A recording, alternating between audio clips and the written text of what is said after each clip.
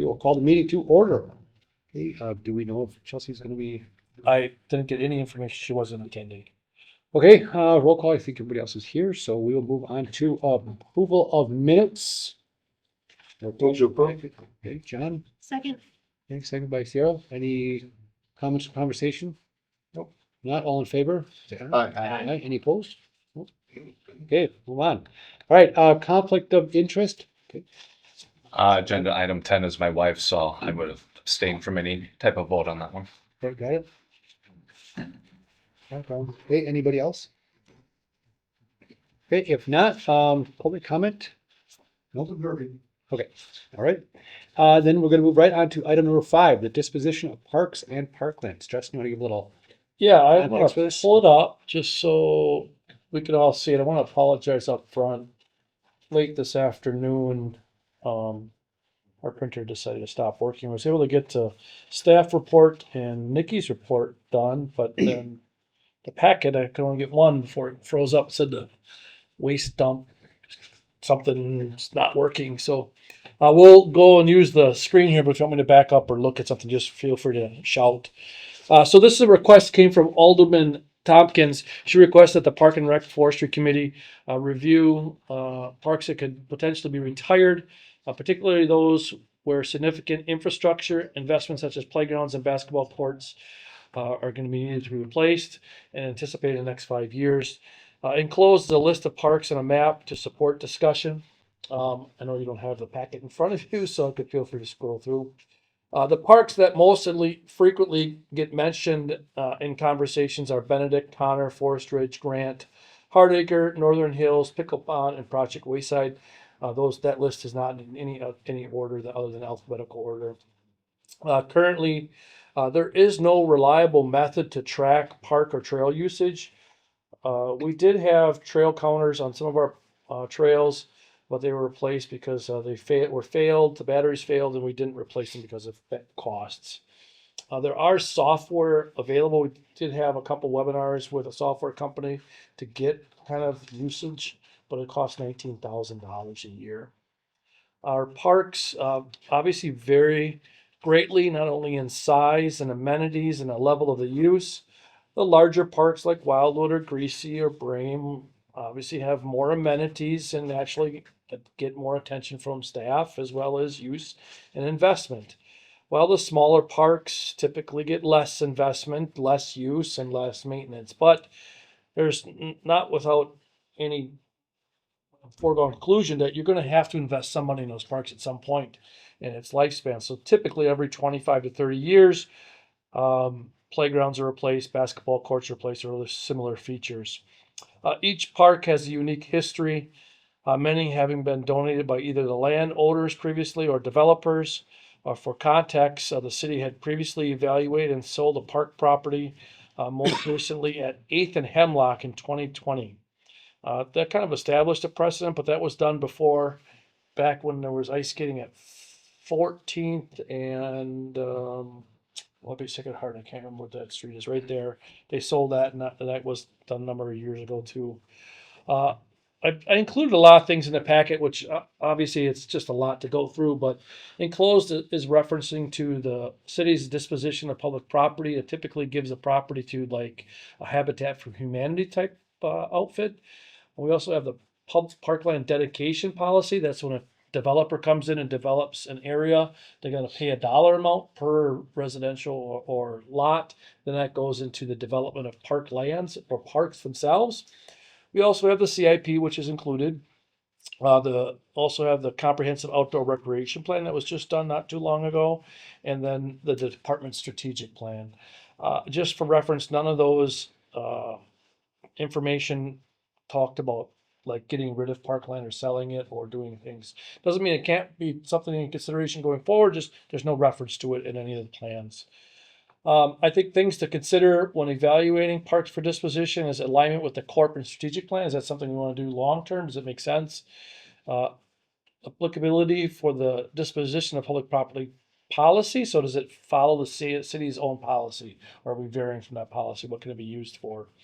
The impacts of land dedication ordinance. So we do collect money from developers to put back into development of parklands and then to turn around and then sell that parkland is kind of counterintuitive, where I think you set the city up for some questionable things going forward. So the next developer is gonna be like, well, I'm not gonna pay you if you're gonna continue to sell the land. So I'm not sure how that really works out. I'll let the lawyers figure that one out.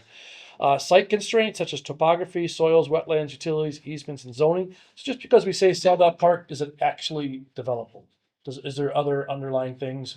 Is it soils good enough? Is it topography not good enough?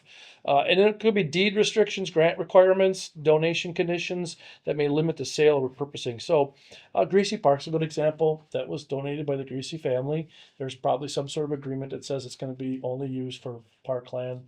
Otherwise, maybe that's a resort back to the Greasy family. I don't know that, but that could be the situation. And that could be a situation for any of these parks that were mentioned or any of the parks that may be under consideration. Just those are some of the challenges that come with this idea of possibly retiring parklands. I'm neither in favor of selling or getting rid of parklands nor opposed to it either. I think there's always a right time and place for things, just like the property at 8th and Hemlock that was right across from the football field. It was just used for parking. It wasn't really much use for park itself.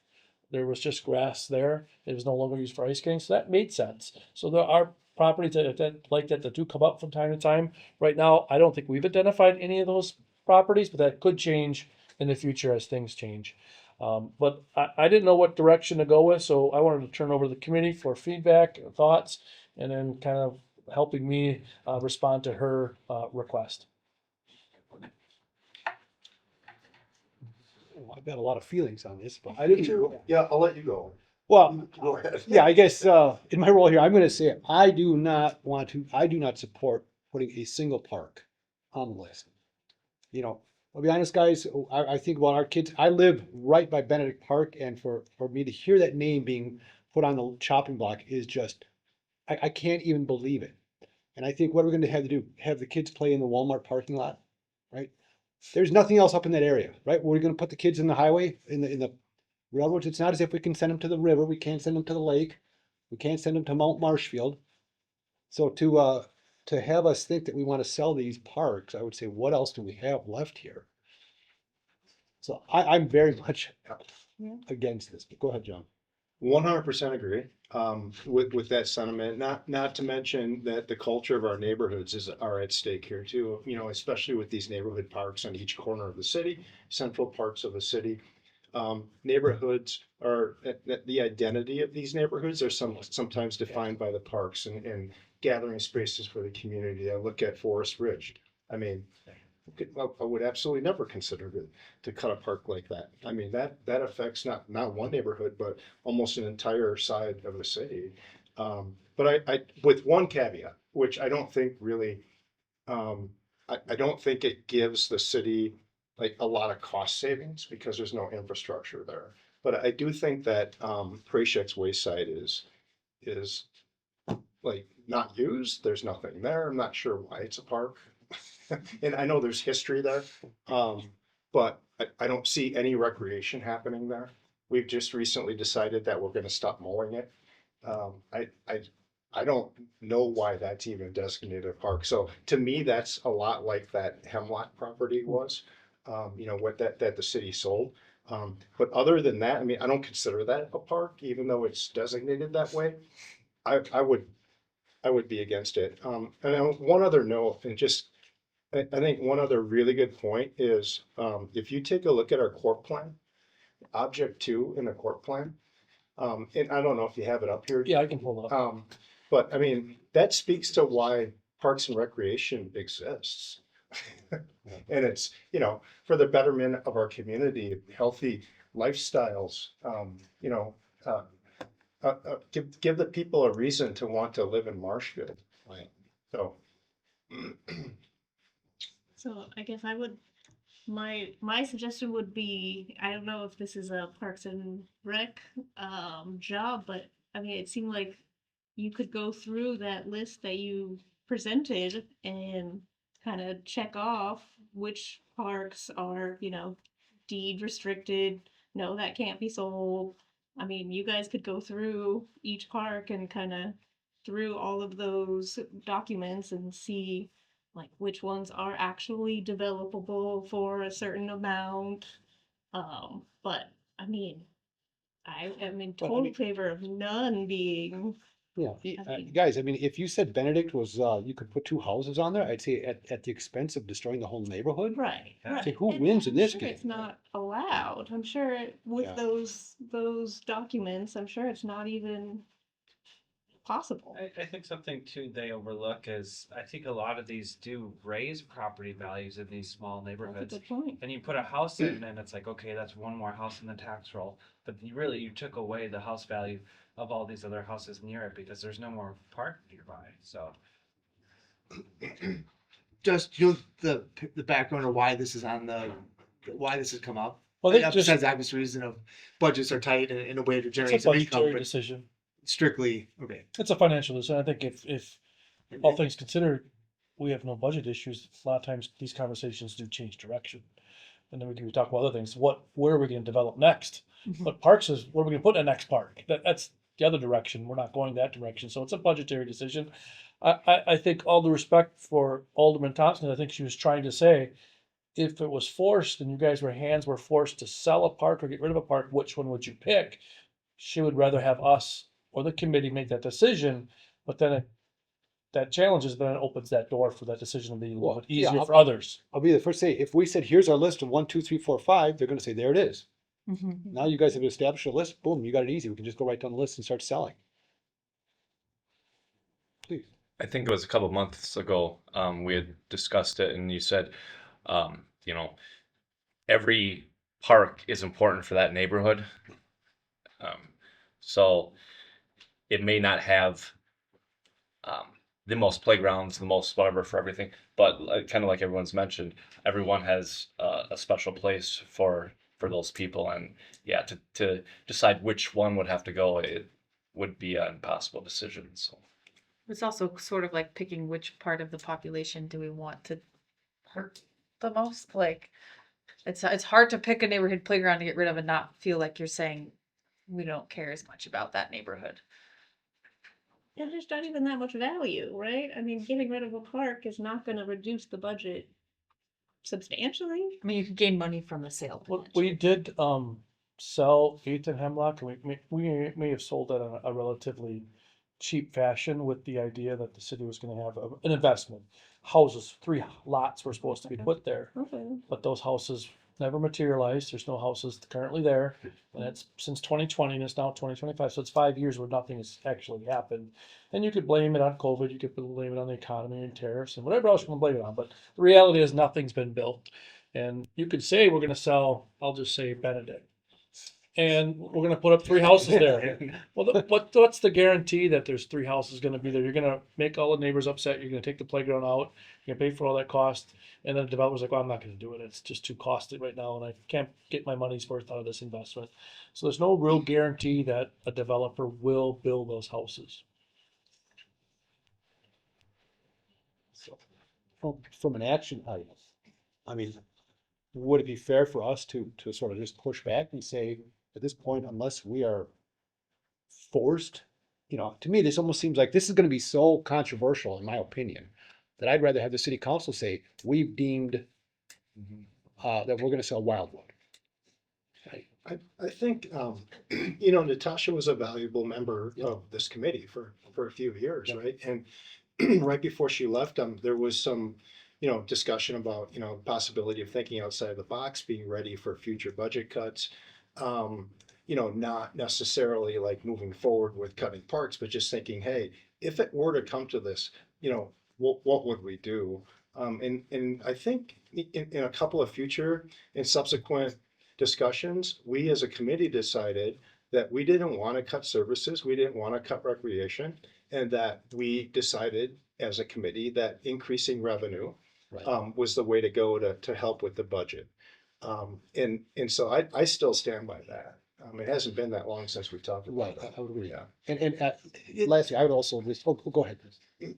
Yeah, no, that's a good reminder, and I do remember that conversation, and so it just makes me, are we like, so the action item, you know, that's a good statement, but like, then, so generating that income, where are we at? Do we need to have something on there, you know, as an action item that we're following up on, and besides what we've already discussed, or is that, you know, where are we at with that? Well, would it make more sense if the city came back to us and said, you need to cut $50,000 out? You need to generate 50,000 extra dollars. So then you could say, well, maybe with that being said, we're gonna sell project. Can I ask, Justin, is the budget done? The budget is, well, yes, it's approved, but they still has the public hearing at the end of the month. Sure. Was there a significant cut to Parks and Recreation? No, Yeah, okay. I would say there wasn't a significant cut really. Yeah. Some staffing challenges were For sure. around everyone, not Yep. not specifically us, but there was always some staffing challenges. If you have vacancies, they may be held without. But there was no increases, Yep. so. Yep. Um, So I think, the thinking here, again, by Natasha, I'm guessing is, thinking about the future and, future struggles. And I'm sure hoping that we don't have to look at this and that revenue in the city in a whole increases. I'm hearing some good positive things that could be coming down the pike as far as increasing revenue for the city, not just Parks and Rec. So I just don't think we need any further discussion. I can probably, I don't want to put Ben on the spot, so I apologize, Ben, but maintenance costs for some of these parks like Project Wayside, Northern Hills, Connor Park, Yeah, they're very minimal. Like, costs. under $1,000. Yeah, I mean, you're talking basically mowing. If you were to say cut $50,000, you could cut all those small parks and you wouldn't even have 20,000. Yeah, I mean, there's no utilities. It's just Yeah. ground maintenance. I mean, there's some capital, earmarked, there's some, in the 5-year plan. But we usually take that out of the room tax fund. That's the, Yeah, the right. hotel tax that we Right. use to put back. So it's not Exactly. it's not an operational. It's not the challenge we have. We obviously challenged by maintenance, long-term maintenance of just trying to maintain our infrastructure. Yep. But our biggest challenge is operating costs, what Mhm. it costs to operate the overall city. And that's police, fire, streets, parks, clerks, finance, you name it. Everyone's in that boat. So, do you think we need an action item on this, or could we just table this until? You could table it, mull it over till next meeting. I'll let you guys have a little more background of what the request is, and then say at this time we thought about it as a committee and say we just don't think there's nothing's gonna happen now or even next month or even. All right, why don't we just, we've got the request, I guess, challenge everybody just to think about it a little bit more, and we'll see if anything comes back from Natasha. I mean, just maybe one thing, I mean, is there thought about Preshek's Wayside? Well, I think that, if there's push comes to shove, like we're just gonna retire some of this land, I think that I would start with something like Project Wayside or Pickle Pond or Connor. Reason being, there's not infrastructure there. We don't have, it's not a playground, not a community, but all of them are of value to those neighbors. And Project Wayside is also the home of the Al-Anon Club. Understood, I think it's also tied in with the American Legion. I Yep. think that property shared. but recreation And I wise, think it's a deeded property, so I think it was given to us by the Project family. We'd have to see, What's the likelihood we're gonna sell it? probably, What buyer, what you buyer? wouldn't wanna live there? Yeah, No, what buyer? well, I think It's- I would have to see what the zoning is, if it's zoned commercial or light industrial or whatever. it might Yeah. be. But I don't think, but I also agree with you, Ben, I don't know. Yeah. That's why we thought it might, if we can try to transition it to be more natural, like across the street where Wildwood is just woods, Mhm. it's just a wooded piece of property, which is the least amount of maintenance. I will say, I think Pickle Pond is valuable to that neighborhood and, I would assume I the skate- same from Connor Park would say the same thing about Yep. walking through that park. Yep. All right, Okay. I do have a quick question. I guess Justin kind of touched on it a little bit. So we talked about like using the area as a nature reserve or whatever that is. And so when it comes to the budget, I'm assuming like those credits, if there's any credits given, well, DNR, whatever the credit is, if we're using the land as a preserve, so to speak, then that's considered, that's part of there's a credit to our budget. I guess it's my question. No, we right? don't get any DNR credits for having like green space, essentially. No, we don't get anything like that. If, I think there's also a challenge, like if, let's just say I'm a developer and I'm gonna come to you and I'll say, yeah, I want Project Wayside because I wanna put up the largest Chipotle ever. Then the committee will be like, okay, now we actually have something to consider. Sure. But for us to say, yeah, just get rid of it because we're gonna develop it, well, there's no developers coming to us, but if someone comes to us and says, hey, I wanna put, the Boys and Girls Club's looking for a spot. I wanna put a Boys and Girls Club at Project Wayside. Well, maybe that's something we wanna Yeah. consider. That gives you something to mull over, but right now, I'm at a loss. Why would I put it there, or why not Connor, or why not another place? So it doesn't make sense to unless there's someone that actually comes to us. 8th and Hemlock made sense because it was just a maintenance nightmare. It just turned into a rut fest, and it made sense to get rid of that because there was nothing there. I tailgated there. Not anymore, right? Nope. No. Would it be worth, at least like doing research on which parks have like easements and deeds that would prevent We like, have 19 parks, and I really am not interested in spending that much time going through Like- 19 parks just to find out I can or can't. okay, I would like, well, which parks would you be most interested in? yeah, I'd need, and we can talk about the next meeting too, to see what restrictions are, but I'm not gonna look at Wildwood if that's not even being discussed, or some of the larger ones, why, Well, Benedict. or Benedict, or any other ones. I mean, if you say we wanna look at Connor and Connor only, then I can look at that, Connor only, but I need some directions from committee, which ones for consideration.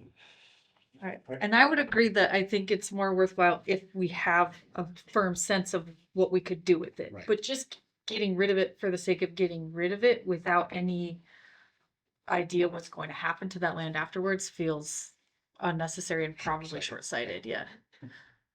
Okay. Awesome. All right. Thanks, guys. Move on to item number 6, 2026 fee schedule.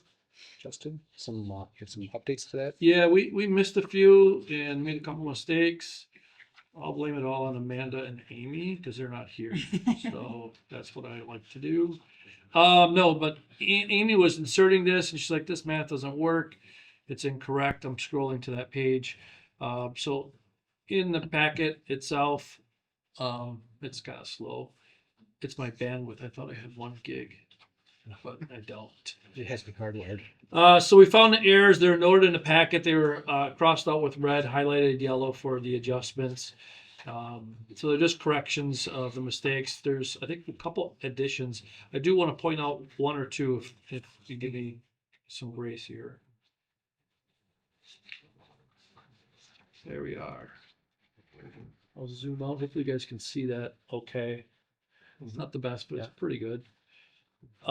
First ones are like the pool admission. It's mostly the non-resident fees, and then we got a couple residents instead of 115. So that early bird season pass number 3, it should be 120 if it's calculated correctly.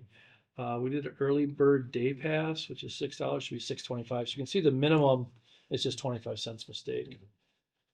And it goes on and so forth.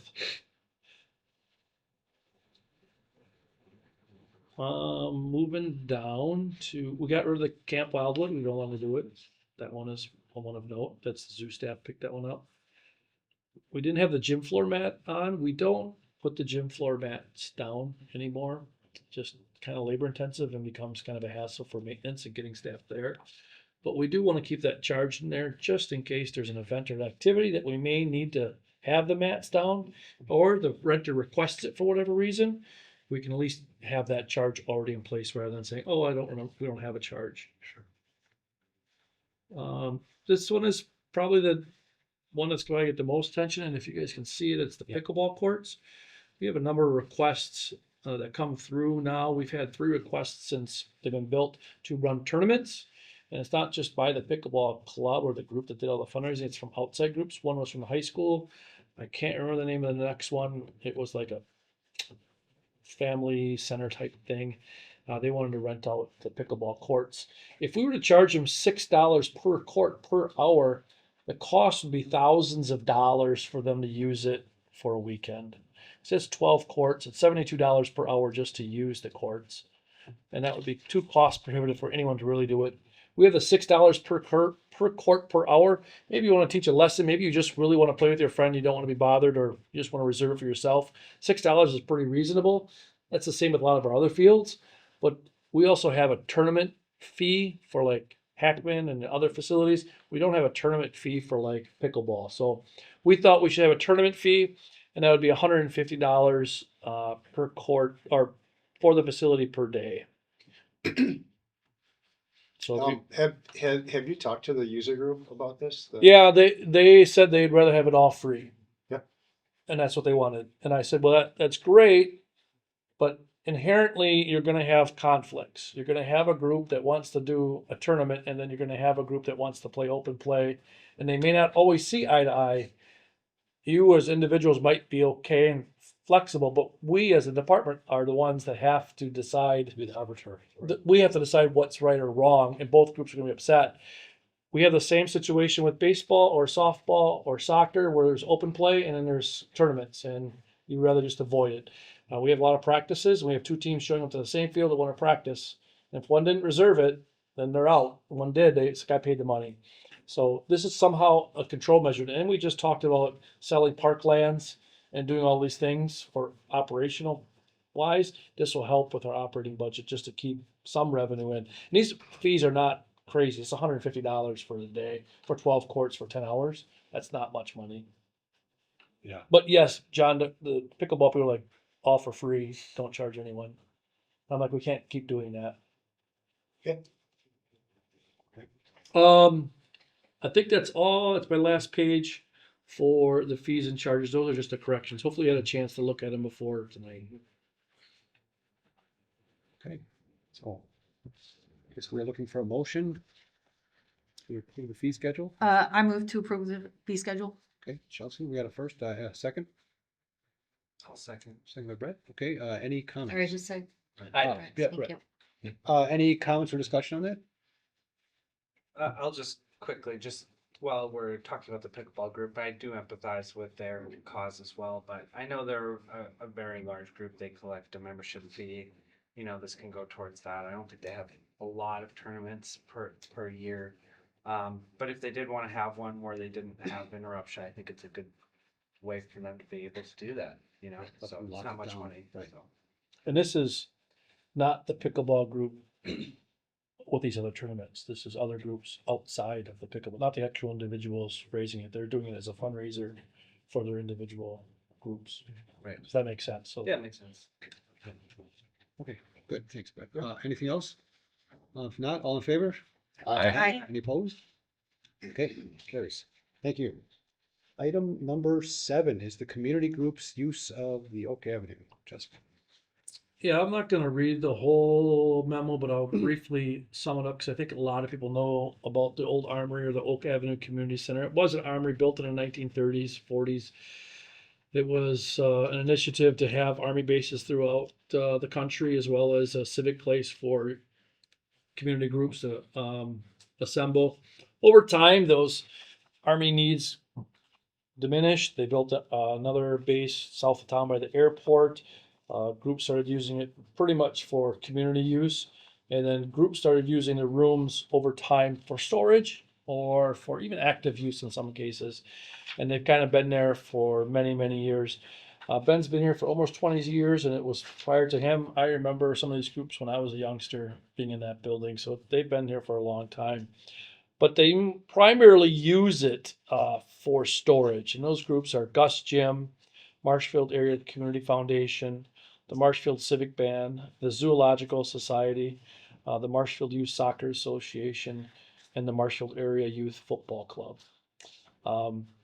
Some of these groups, like the Gus Gym, is more active because they're actually training and working with young athletes, where the rest are pretty much using it for storage for their equipment or for their needs.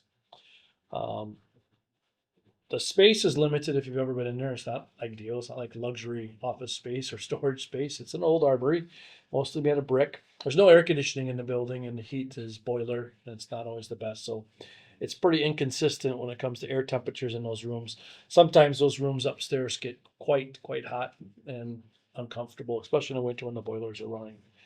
But the city itself has budget constraints and budget challenges, so I figured it was appropriate to bring this to the committee for their feedback to see if we wanted to charge them. Right now, none of them pay a rental fee, so it's all free. Maybe there's a rental fee, maybe there's not. Maybe it's a rental fee based off of something, maybe what their use is, or maybe not what their use is, or how we govern it. We could always do a tour there. If you guys want to do a tour, we could do that. But I wanted to bring it to your attention just because of the budget challenges that are going on with the city, and particularly Parks and Recreation, and what we should do going forward. Have you established a square foot price? Or? I'll go through the map, Okay. and I don't think this map, for whatever, oh, it is. So does everyone see that okay? That's just like the first floor when you walk in. The dining room is still there in this area. And this is still there, the kitchen. It's not really a kitchen, it's just a counter with a refrigerator, right, Ben? I think that's what. Mhm. Well, the kitchen actually used to be a functioning kitchen. Now we just keep tables and chairs in there. Mhm. We lift out the kitchen. And then this is a little restroom. There's a hallway. And then in here, if you guys are familiar with the Civic Band, this is where they store most of their music and their equipment in. This is Park and Rec PR, is Park and Rec storage. This is where our election storage equipment is. And then here's more Park and Rec storage. And then this is the basement. On the basement, we have one room dedicated to the Zoological Society. Once again, just storage. We still have showers and restrooms in the basement. We still have the custodian storage, boiler room. Over here, where it says rifle range, it used to be the rifle range. Now Tackle Football uses it for storage of their equipment. This is the boys' dressing room. That's tackle football, I'm sorry, is that youth football? Okay, Yes, sorry. yep, gotcha. And then here is more Park and Rec stuff. And then upstairs, we call it upstairs, the second floor. Gus Gym occupies this space. And then soccer uses this little space up here. And then they use a little space down here. So you can see it's only like 10 by 8. The Community Foundation uses this room. Zoological Society uses this room. And this kind of offshoot, and then Gus Gym kind of uses some of these rooms, mostly for storage of equipment. Not super functional stuff. I think this is an actual vault, so it's. I think they just keep some things in there. It's not really functional. They have access to it. Even if they didn't keep anything in it, we didn't charge them. It would almost be non-functional from a user standpoint. So the question is, what do you do with these spaces? Do we just so you asked? I think you asked about square footage. Yeah, so they kind of give you guys an idea of the square footage. Yeah, so there's square footages on all of these. We could figure it out pretty easily. But we right now don't charge any rent, and we don't have like a rental cost. Like, was it commercial? Is it office space? Is it storage space? How do you assess that? And so when you say they use it, how often and like in what way are they using it? They have a key to their space, So they just can go away. so they can come and go as they need. So but I can tell you, it's storage. There's nothing else going on. But it's not as if, for example, Gus Gym uses it for 2 months and they're out. They basically have blocked this off for the entire year. Is that Yeah, correct? and Gus Gym is probably the only group that is probably an active participant because they have kids up there training. Where I would say the Zoological Society in this office, and I could say this, I don't even know if they've used it in 10 years. Yeah, we just got some old paperwork in there. Yeah, even if we cleaned it out, I don't know if anyone would actually use it. The foundation was looking for space to store for they have their Keep Kids Warm program, so they collect jackets, hats, mittens from the community from donations, and then they have a program where they give it out to people in need. So they keep their hats, mitts, and coats in here. But it was empty for about 5 years. No one's requested it. No one wanted to use it because it's not super ideal. There's nothing in there. It's literally solid walls, a window, probably asbestos everywhere. Of all these groups, I see them all of these are nonprofits. What about Gus Gym? Is that a nonprofit? That I don't know, but I would assume. That's a nonprofit. But I would have to. I would. I know. I could probably say they're all nonprofits, but Gus Gym, I don't know if that is. But the city does incur cost. I mean, I suppose you're gonna heat the building whether there's stuff in there or not. Is that correct? If they're not in there, we'll still heat the building. The building overall operational cost is about $40,000 a year. Okay. So that gives you that's heat, utilities, Is that cleaning, Parks and Rec budget? Parks and Recreation budget. So it's not a ton of money. So even if you say cut 50,000, you close this building down, you're only going to make up. You're not even going to make up that much because we have a lot of rentals of the gymnasium. Yeah. Throughout the year. High use building. But Parking lot's always full. a it's high-use building. very used for arts and craft shows, gun shows, you name it. Bounce house people use it. It's used almost all consistent. Volleyball starts up here any week and it'll go They're already gone. every already Sunday from now until. Outside of the recreation programs, people are paying a fee to use it, right? We have pickleball in there, and they have a drop-in fee or a membership fee. They Yep. use it. We have volleyball leagues in there. So there's the fees for the gymnasium and the one, Dining room. dining room. Those are the two spaces that we collect fees from. If we did charge something to Gus, would that open us up to like being like they're a tenant, we're a landlord, we have to worry about everything that comes along with that sort of situation? You know what, I don't know the answer to that. I don't think that would open up a large amount of liability, as long as it's an agreement that's put in place that just says that. You know, like, we're not gonna start cleaning these areas or maintaining them or providing improvements. We're not gonna do it. And then these people aren't requesting any of that either. They're not actually, this groups never bother us. That's a good point. I don't send my cleaner into Gus Gyms to clean that space. No. They do it themselves. We clean the gym, the hallways, the bathrooms, but we're not going into their space to do any work unless there's a broken light. But it would be fair to say they use the restrooms. But yes, they're using the facilities, yes. I mean, I'm just struck with the fact that the messages before talked about selling parks, because we need to start finding ways to generate revenue, right? We need to pay for ourselves. There's a need, they want to use it. I mean, even if we do a very nominal fee, it's a strong signal that the parks is trying to find ways to offset. Yeah, I agree with that, and as much as I hate to do that, right? But I'd be interested to see like a proposal, Justin, of like what you would charge, you know, based on square footage. So use a rate, I'll just say $10. It's not gonna be Yeah. $10 a foot, Whatever. gives you, gives you an idea. Yeah.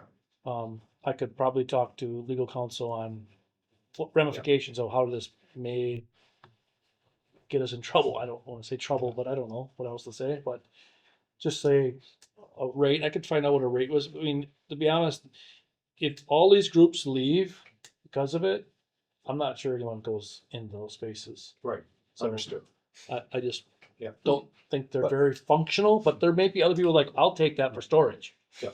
Well, Right, if and it's there's priced storage. right. There's Yeah. storage companies out there, Right. and if they use those, they have to pay, you know? That's what I'm saying, like, I'm not also saying that I think if someone else will, I'll do it, Yeah, especially if you make it priced accordingly. And I could call a storage guy and say, hey, what do you just charge for one of your units? And how big is your unit? Right, and maybe we start out at a much lower rate, or, you know, a grandfathered rate, but I'll be honest, with all this stuff, guys, I'm gonna have a hard time saying people are getting free passes, Yeah. not with the situation we're in. Yeah, I'd be like, I don't want you to have to go through this, but I'd like to see, like, if it's possible, how much revenue are we generating out of Oak Avenue Mhm. altogether? And, you know, how much is the expense? And because I'm thinking your budget number isn't including the revenue in, right? I mean, there's no. Yeah, so we offset. have expense, we do have a revenue number. I could. Yeah.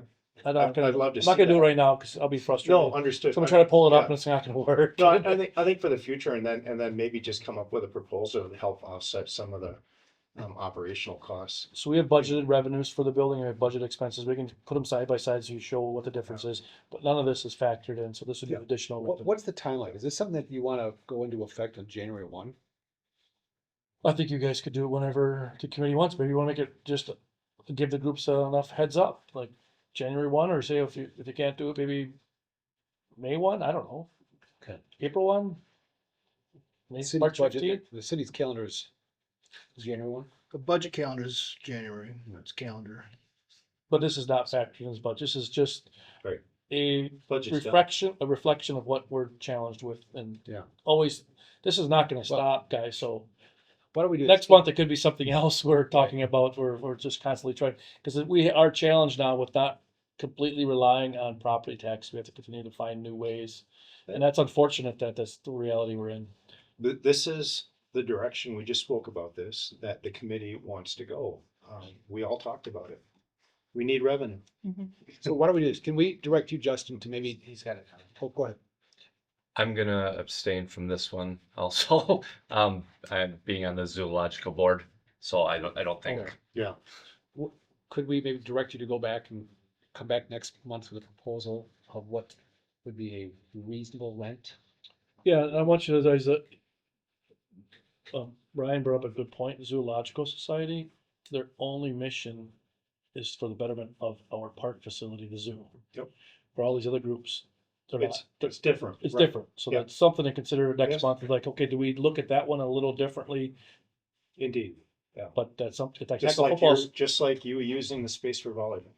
right, You're not gonna charge yourself. Right.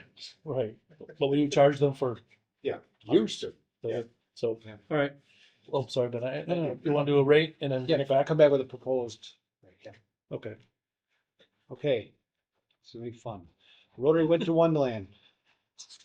This is the first of 3 requests. I'll get to it right here. The Marshfield Rotary Club has requested a waiver of the rental fee for the use of the Wildwood Station building on Monday, November 24th from approximately 6 to 8 p.m. The purpose of the event is to host a thank you program recognizing key volunteers, partners, and sponsors, and to highlight the community impact of Rotary Winter Wonderland over the past 20 years. Attendance is estimated around 30 people. The group plans to serve light refreshments during their event. Points for the committee consideration. This is kind of redundant. I'll mention this one that's kind of going to be said over and over again in the next 3 requests. The points of committee's consideration. The city's facility rental fees are designed to ensure fairness and help offset operational and maintenance costs. Does the request align with the department's mission and strategic plan? Could approval of this request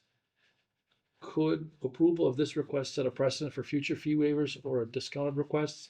The estimated financial impact of reducing the current rental rate is $32 per hour.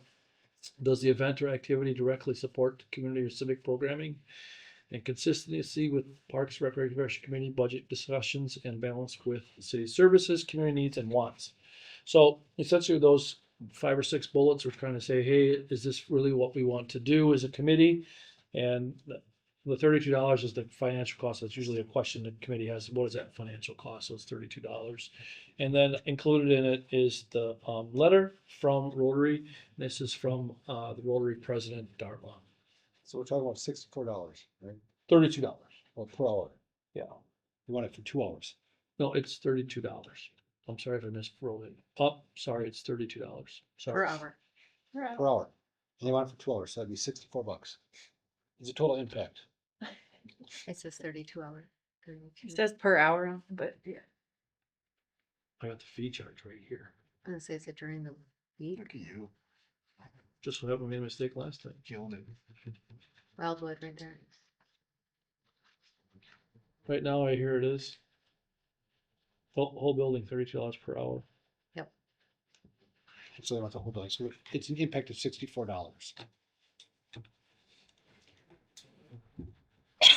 All right. I would be willing to personally go down and give Al $64 to say no. All right, I mean, guys, I mean, this this is sucks. what stinks. This sucks. right? This is what stinks, because we've had precedent in the past with nonprofits, good causes, like of any cause in this entire city, this is probably the best cause, right? Right. And here we are talking about needing revenue and cutting services. And I mean, I just don't feel good about doing it anymore. That's the reality that we're in now. Right. That's my thought. As good a cause as it is. You know, I mean, I can tell you from like business point of views, people come to us at STAB with, there's so many good causes, there's so many needy causes, and you just have to say at some point, you have to draw a line. This city wanted us to think about what parks to start selling because we're that strapped. So what message is it? Well, they would say, well, sure, what the hell, I know Al Nystrom and the guys, yeah, we're gonna give him a freebie, I think from my perspective, you gotta say, guys, this is it.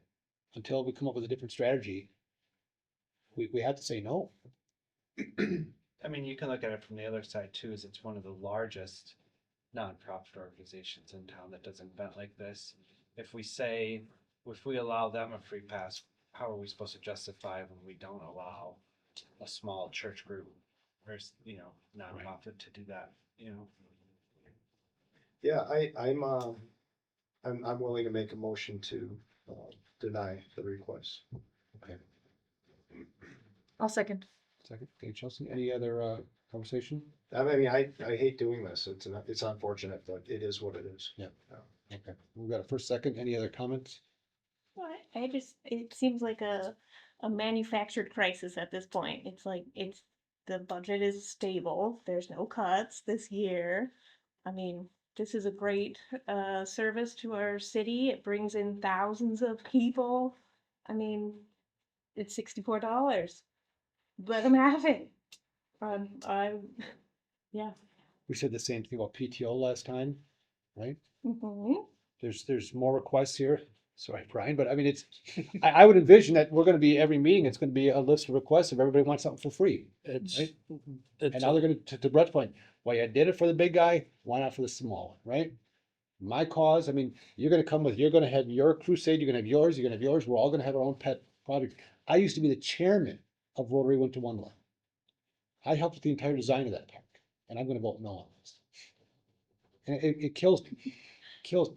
I used to go to those events and I received awards at those events. he's the founder. I'm actually one of the guys that. He is. Yeah, yeah, I was in West Bend when someone called me up named Ben Lee. yep. And, you know, this sucks, but I'm gonna side no too. Just because precedent is so hard to walk back from. So to be clear, the motion is to approve. Well, the Deny. motion was the At the opposite, discretion. That's what I mean. which isn't typical, I should. Right. Yeah, It is. yeah. Maybe correct. Yeah. Motion. Yeah, I mean, we can still vote on it that way. Or Because do right I- now the motion is to deny the request So of you Rotary vote- Winterland or deny to get this. Yes is to deny. Yeah, we Yes. usually do negative. Would you want to take No, away your motion? It should, that's fine, it's clear. Okay. Okay, so then. I have we a first, First and a second to deny. second, Chelsea. All in favor of denying it, say aye. Aye. All opposed, Aye. okay, opposed. Got, understood. Do you need a roll call on that, Nikki, or you got it? I have it, Sierra, so, Okay. yeah, Got it. motion passes. Next one. We have a next one. I'll briefly talk it over, but I'm not gonna go through all those bullet points, which is just redundant, like I said earlier. This is a request from Daisy Linville. She's requesting free use of the Drendel Room, which is a big room over on the south side of the building. And she wants to use it on January 9th and 10th to host a birthday party that will include scrapbooking. She indicated she is unable to pay the rental fee and is requesting it to be waived. Attendance is estimated at 20 people. She also included a memo here. Total cost is $600. That's reason that's costly is she wants to use the room all day on Friday and Saturday, and it's an expensive room to rent. I think I can go look up to it. It's like $180 for half a day, like $320 for the whole day. And then here's her letter. I'm not sure if you guys got a chance to read it, but she does a good job of explaining her situation. She can't pay $300. It's on the bottom. Can she get a different room, or are there different options that her $300 would allow that works within a structure here? We can always offer her a different room. I try not to involve myself too much in their request. I try to give it at face value and let them Sure. present it to the committee, or at least present it as is. Yep. This is January 9th and 10th. I think if you guys went back and said, sure, but we want you to use the wine room and pay for it. Maybe that didn't collect the $300 or whatever. It's up to you guys how you want to handle this. It's not easy. That's what we signed up for. Well, again, I'm gonna make a motion to go ahead and deny the request, unfortunately. Okay, I'll second. Chelsea, thank you. Okay, further discussion? Okay. All in favor of denying the request, say aye. Aye. Opposed? Aye. Okay. So then, Justin, could you have staff work with her to see if there's any possibility of going to a smaller room that could save her some money? I was gonna say 20 scrapbookers, I feel like could fit Yeah. in here. We wouldn't need the Yeah. whole Drendel room. Yeah, I think she could probably use this room. I guess the only other thing I would point out is maybe that room's not available. I will Yeah. say Oh, it okay. could have already been rented, so we'd have to look at the schedule. Yeah, we don't even actually know if Trundle room is available. Or this room. Or this room or arts and crafts, so. We went, Maybe Well, just make her aware that there might be facilities that options, fit into right. her budget. we'll take John's direction and just have staff work with her and Okay. find different rooms that might be suitable for her. Thank you. All right, there's your third one. It's from Elizabeth Guile, has requested a discounted rental rate for the wine room, which is this room at the Second Street Community Center. Ms. Giles typically uses the space for 3 to 5 times per year to host paper crafting retreats focused on scrapbooking and card making. I just want to point out, in addition, Ms. Giles partners with our department to host 2 larger scrapbooking events each year, with proceeds split between the city and a charity of her choice. The department greatly values this partnership and recognizes the community benefit generated through her events and charitable efforts. The total cost for use of this room is $13 per hour. And I think she specifies it's a 2-day event, I want to say. So what would be the total cost? Well, I guess. Well, it would be difficult to know because if it's 3 times, 4 times, or 5 times, it'd be hard. And then also, she's asking for a discounted cost, which is different than the previous 2. They're asking for free use. She's asking for a reduced rate. The current rate is $13 per hour. I wanted to clarify that we do have a partnership with Ms. Giles. It is successful. She does a good job, but I don't want that to sway anything. Just putting it out there that there is a relationship there. I'd like to make a motion to deny the request. I'll second. Okay, second, Brett. Any other discussion? Yeah, I mean, I mean, this is just fantastic what she's doing, right? I mean, make sure that you convey our disappointment that we have to deny this if it goes through that way.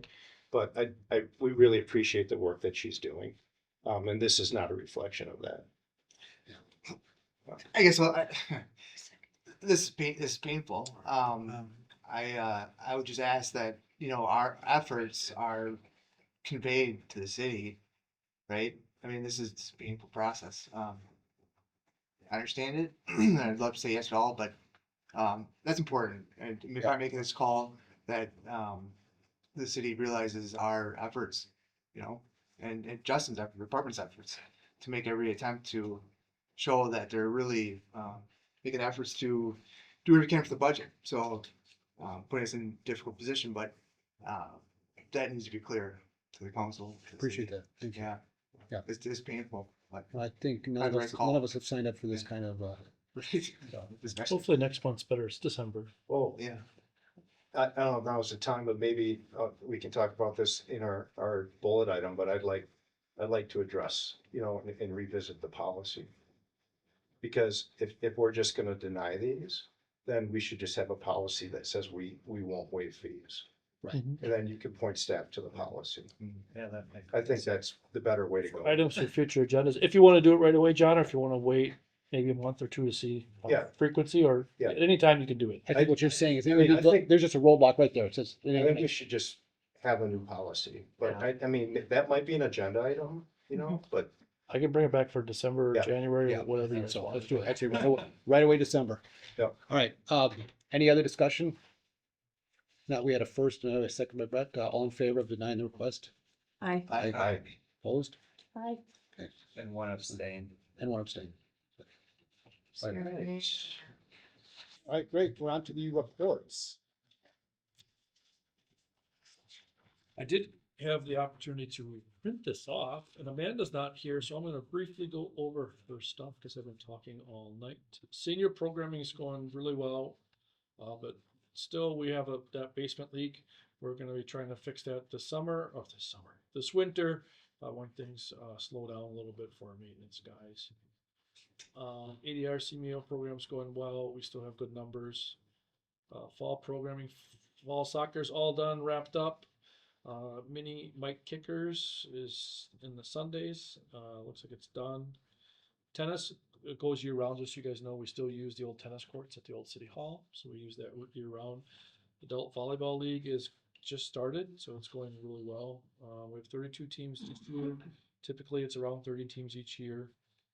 Pickleball courts, she did do adaptive clinic. I think this is from last month's report, actually. WPRA ticket program, we do sell discount tickets, that's all wrapped up. Vandalay Haywater, she presented her report last month, but we have been approached by the local farmers market in town, and they want to do a winter's market. Awesome. Where? So here, Saturdays. I don't know the exact time, mid-morning to early afternoon, like a 10 to 1 or 9 to 2 or something like that. We're working with them. They approached us about using the space. They explored several facilities in town, and they met last night, and they're gonna come back, and we're gonna work with them on you renting the space here for Saturday morning. What group is that? Is that? It is a new group, so if you guys remember in Sierra, you can speak to this anytime you want, is, the farmer's market was ran by Festival Foods. It was loosely ran, but they hosted it. Right. The state's requiring more paperwork to be done. Festival was not really interested in absorbing that paperwork and those duties. They tried to find a group to take it over, like Sierra, the chamber helped out, tried to facilitate some discussion. I think they Yeah. organized.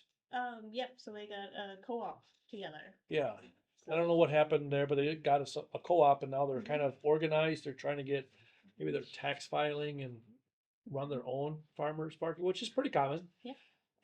So now I think it's called like the Marshfield Farmers Co-op, Okay. something like that. They have a spokesman. Her name is Lisa. She's one of the vendors or marketers.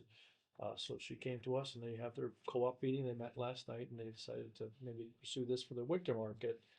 I think next year for the actual true farmers market, they still plan on being at festival next year. But the good thing is, I think there's a renewed passion for it. So it doesn't mean it's always going to stay at festival. They may move to a different location. They may try different things. They may, I think they talked about doing Columbia maybe on a Tuesday night or a Wednesday night or something like that, or some of these things like that. So they're going to, I think they want to try different stuff to try to promote it. I think there's also an uptick in trying to get more farm to home type products, not necessarily farm to store to home products. So kind of a direct purchase. So we'll see how successful it is. Awesome. But they still have to follow the same state regulations and codes. Okay, awesome. All right, great. Up next, Nikki on the events and programs. So just a Halloween wrap up. We worked with Main Street on Halloween, the spooky zoo tours we had at the zoo. Kyle ran that, and that attendance was really phenomenal. 45 to 50 in attendance. I think a scout troop maybe came to that. So that went really well. Downtown trick or treating was another record year. The weather definitely helped with that. We set up as Park and Rec in Hardacre Park, and actually added more to that. And then the main sponsor of the Halloween, which I think was Forte Opening Solutions, was in there with us. And it was really kind of cool. We made Hardacre something for a night, that like was not just a passive park. So that was really cool. Holiday prep is happening now. So the holiday parade is November 20th. We are working on a float in the parade, I think for the first time, and maybe first time ever as Park and Rec. So that's exciting. We also have the Wenzel Family Plaza tree lighting, which the tree was put up yesterday and decorated sometime this week. I did get 2 sponsors for this event. Forte Opening Solutions is doing the reindeer, which we were able then to bring that to a platinum package.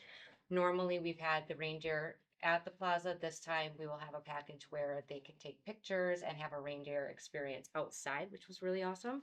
And then Festival Foods is the main tree sponsor this year. So we will be doing that from 7 to 8:30 following the parade. Normally we have Mr. Santa and Mrs. Claus come back. The Snow Queen is there. The mayor is there. We sing "Oh Christmas Tree" and light the tree up for the season. So that will happen directly after the parade. I'll go ahead through for the tour, the 2025 Tours and Wild Wednesday summary report for the zoo. That is your other handout. This is giving just the numbers in the tour summary from January to October through all of the programming, which there is a bit of a difference from last year. There were some things that the zoo had to cut, but these are what we did, which was still really busy. So total participants just above 1,000 hours. These programs were 41. Total revenue for this one was about 4,000. The most popular type was the general tours that we had.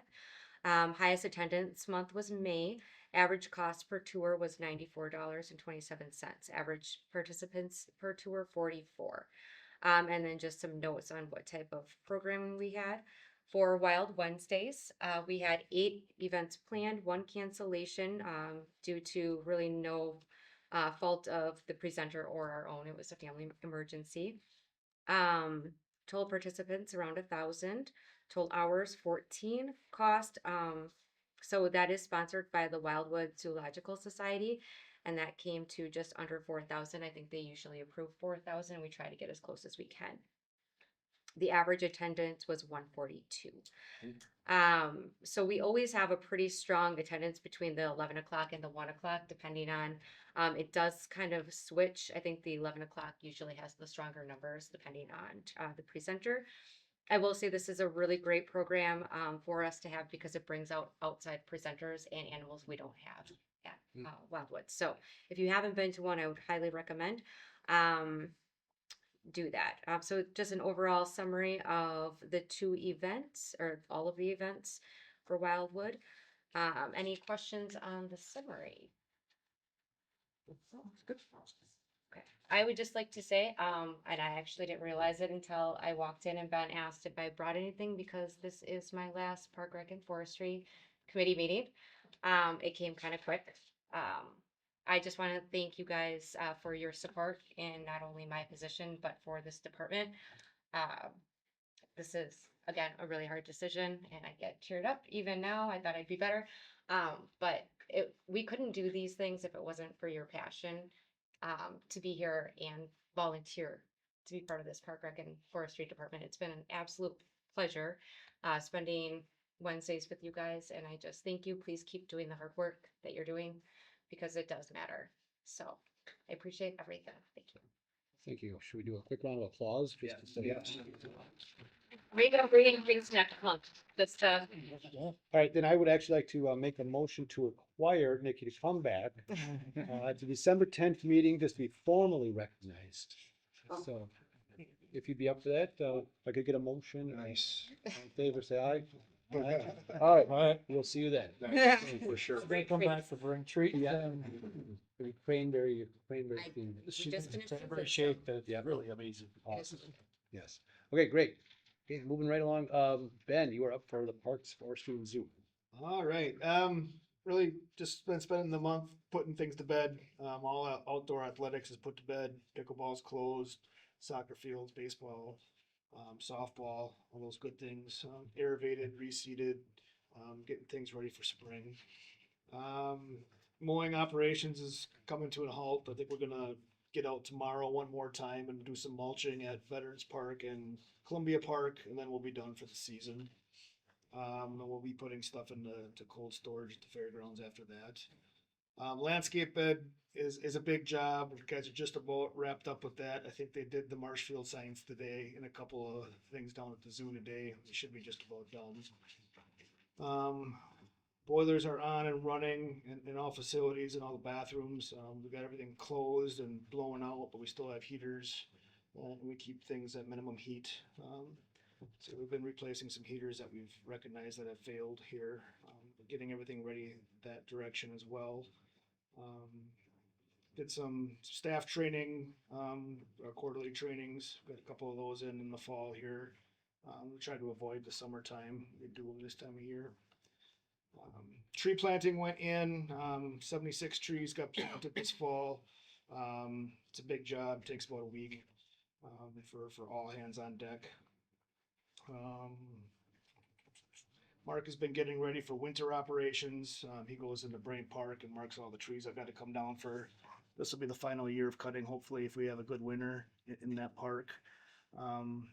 we'll be clearing out for a retention pond kind of over by the east side of the softball field, and then removing the rest of the ash trees that are left in the park. So he's been marking trees and getting prepared for that. We'll be sending a news release out shortly with our terrace tree trimming plan for the winter. So you'll be seeing that come from Mr. Laux here shortly. So yeah, he's been doing a lot of planning because he'll be gone in a few weeks in January. He's expecting their second child in January, so he will be out of the office for a while. Down at the zoo, we are in our winter hours. We close daily now at 2:30. Rotary is up and going. They've had a very successful setup. I think they were actually able to take a day off or two here this last weekend, so it's great for them. No hiccups yet that I'm aware of, so that's good. Staff has been working on introducing the Lynx and the Bobcat. If you recall, we got a new Lynx a couple of months ago, and they're about the same size now, so they've been spending some time together, and that's been going good. And then they've been working on getting the exhibits ready for winter, just like everything else. So, Any questions for Ben? Hey Ben, who does the social media stuff for the zoo? I think we've talked about this before. Usually Callista does most of that right now. Okay. Callista and Wendy are the two people that. All right, cool. I mean, keep up the good work. You know, they're lighthearted and funny and fun posts, and they always get a lot of engagement. So I mean, Yep. pass on our. That's amazing. Some of the pictures and shots they get. Yeah. It's crazy. Good. Okay, great. Thanks. Mhm. I guess, are you gonna take over for cemetery? Yeah, I'll do cemetery. Okay. We had 20 burials in October. They excavated 60 feet of road and replaced it with road based. They started trimming the arborvitae, patched a bunch of potholes. They mark out the snow yards. So we do drop city snow in that back area behind the cemetery. Organized the Catholic shed, made more modifications to allow for more storage of city equipment. Pulled shrubs. These are requests by families to pull these shrubs that are sometimes overgrown. Repaired damaged fascia and soffit in the office. Stripped topsoil to allow for cemetery expansion. Street Department needs drop site for fill piles. Reinstall the damaged sign. Met with families, fielded phone calls, emails, scheduled burials, sold spaces, monthly billing. Marked out headstones. Monthly revenue for October was $18,677, and they're just finishing up all the mowing, mulching, and weed trimming for the year. Okay, any questions on Amanda's portion? Nope. I'm sorry, Amy's portion. Okay, lastly is director. Brain Park softball field's going pretty good. They're gonna wait for the net. Net had to be field measured once the poles were installed. That'll be done after Thanksgiving, so it'll be kind of cold when those guys are out there putting them up. Same with the tarp or over covering of the dugouts. They got to put dugout covering on, and then they got to install the irrigation system. Irrigation system won't be charged or operating until the spring, so there's no sense of operating it right now, just to have it shut down immediately following. So they're gonna come back and then charge the irrigation system in the spring when little favorable more weather. We still have the leak in the basement. We did apply for 2 grants. There's a trail connection over at Greasy Park we want to do. We applied for a grant for that. It's an 80-20 grant through the DOT. And then we did apply for a grant for a Brain Park restroom. So this kind of just is one more thing that we're trying to find alternative revenue sources. So we're going to keep looking for more additional grants for projects and for staffing. Grants themselves are easier to get for projects, like a one-time project. It's more difficult to get for a routine, for like operations and maintenance. So I think Nikki can contest to this, like finding sponsorships for the concert series gets easy the first time and maybe the second time, but pretty soon that company wants to spread that money out to a different organization or somebody else. So they'll give it to a project like pickleball courts, but they may not go for maintenance of pickleball courts. So that's kind of always the challenge is operation. So any which way we can get additional money, we'll continue to pursue. That's all I have. Okay. Sorry, Question? full year spender. So for the grant, what year would that? Right now it's scheduled for 2029. Yeah, I saw that in the capital. So Yep. that's still the plan. Yep, Okay. the grant application targets that year. Yeah. The last grant we had was for the Adler Road Trail that went, Yes. out to Weber Park. Yes. Did that get delayed by the state? That did not get delayed by the state, so part of those, trail projects. Yeah. Like specifically that one and the one prior to, which was the Wildwood McMillan Trail, is there's so much land acquisition right of way and utility conflict. Yeah. So it's great, just put a trail in, just like you think, Yeah. but then you gotta, do we own that land? And if we Yeah. don't, then we gotta get the easements, there's a whole process of Sure. buying that property. And then there's the right of way issues, and then there's utility conflicts, and there's a lot to sort out. This project, it's just going right through the park. Okay. It doesn't apply Yeah. to any land, there's no utilities, there's no, I only ask because, I mean, that the cost went because of the length of time. that's because Right. there's land acquisition, Yeah. and then pretty soon that's not factored into the grant, and then you gotta negotiate this land acquisition with this property owner, and that starts ratcheting up this cost. Right. Here, there's no land to be acquired, it's not even abutting up to a property. It's only we gotta deal with is wetland, we've already identified the wetlands. No, It's that's fine. identified I- the wetland. No, but good. it's, Yeah. it's a cleaner plan, but I would not, I would not, couldn't ar- say I couldn't, if anyone says, no, but if, it was like, I don't wanna do it because it costs so much, because last time they're right. Yep. These other trails have cost more money than we anticipated, Yep. but that's because of the challenges. We're gonna try to avoid Understood. those. And I think we've learned a lot, from those trail projects too, but yes, John, this one should be a Okay. lot easier. Thanks. And we built in a 5% escalator for each year that's delayed, so Okay. it's already factored Cool. in. Good. Okay, up next, next meeting, agenda items, I think we wanna make sure that we get the, Policy. policy, Yep. donations on. Any other? I got something too. Yeah, so the policy thing, and then I wasn't here last month when you guys threw that bombshell that Nikki was leaving, so I just wanted to thank her personally, for her energy, right? Fantastic job. John? Damn it. All right, and then before we adjourn, I just wanna say, I oh, got go one ahead. more thing. Yeah. Yep. So, to replace Nikki, I'm hearing that that position is not, going to be replaced, is that? right? It is in the budget as of right now. is. There has been, Okay. it has not been removed to the budget. I think there was, I think some movement to maybe not fill it right away, but I think right now the intention is to fill it. Okay. They're trying to work out some logistical things with, Visit Marshfield and Okay, the cool. EDB, which is underfunded. So Nikki's position, just so everyone knows, is funded through three sources. One is property tax, that's 20% of her wages and benefits comes from property tax. Yeah. 40% comes from the Economic Development Fund, or the 205 fund, which is referred to quite often. And then the other 40% comes from Visit Marshfield, and they pay that portion of it. So we want to make sure all those three are in line moving forward. Right now, the city is renegotiating a tourism agreement with Visit Marshfield. So kind of hard to hire someone if we don't know exactly what that agreement's gonna look like and whether they want to pay it, or even if they're a tourism agreement after this year. Okay. So I think those are some of those boxes that need to be checked before we can actually Yeah. move forward. I think Short my- term, we want to make sure it's filled. Yeah, I think my concern is, I mean, that's my first concern, and then the second concern is like, there's work that's probably already being done now for next year. For the concert series and, things that we wanna keep going and rolling along, so, hoping that all of that's decided tell 'em soon, what you're doing? right? I mean, At least with Wild Wednesdays. we can't call bands a month before they're gonna play. Right. Right, so, So I will say, before I leave, I'm definitely helping out with Wild Wednesdays, and trying to do what I can. Bands, I would be more than willing to help out that start process, but we have to know whether or not, like, we can't go for contracts, right? Like, I can't say up to a band, this is a maybe, maybe not. So it is very integral that this gets filled sooner than later, so we can actually have the Hub City Concert Series, and yeah. I would love to see that happen. And I will say, if anyone has any questions for me, whether it's common council members, anyone about the position and what needs to be done timeline wise, I would be more than willing to sit down and talk about that.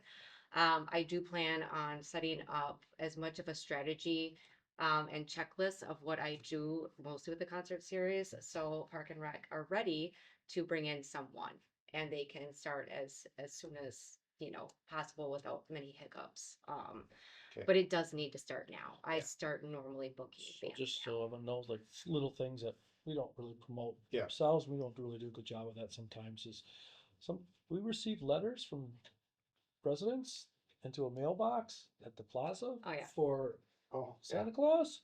And then we have to give those letters to Saint Santa. Nick, to Santa Mhm. for a reply. We are the Nikki helpers. coordinates all of those letters to Santa Claus and the return letters that go I back. make sure that Santa does the letters every Yes, season. he needs to write them back so the kids can receive them.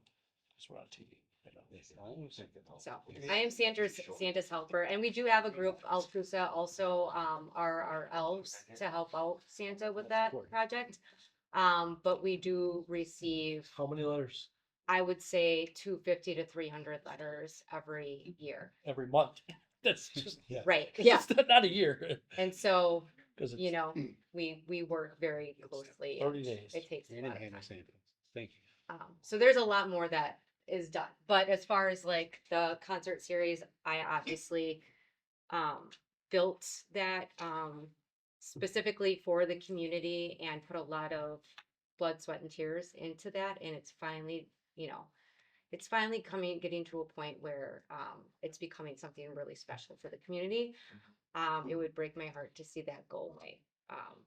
So I will do anything that I can to help the city with that portion before I leave. Anything but stay. So I guess that's not anything. So I had to ask that I- question. Believe me, if I could duplicate myself, I would. Mostly for that. So I really do hope that they keep and allow the department to hire someone to replace me. Okay, awesome.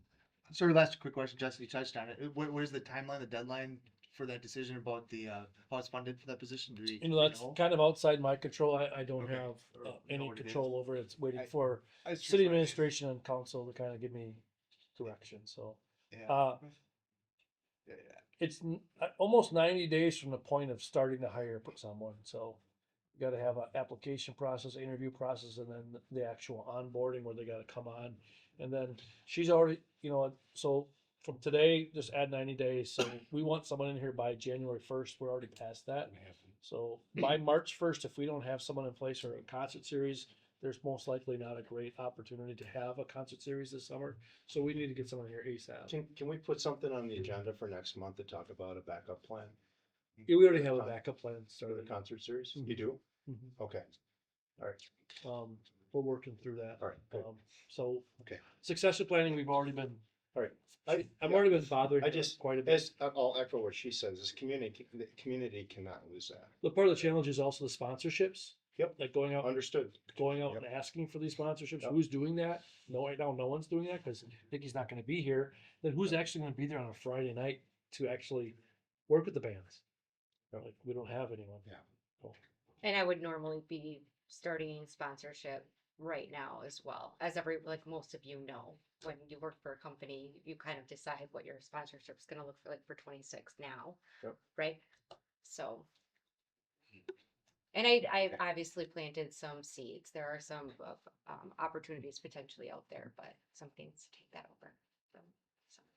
Okay, anything else? If not, I just want to say thank you for the hard work tonight. Really do appreciate it. Thanks, guys. All right, meeting's adjourned. Thank you, guys. We'll see you in December.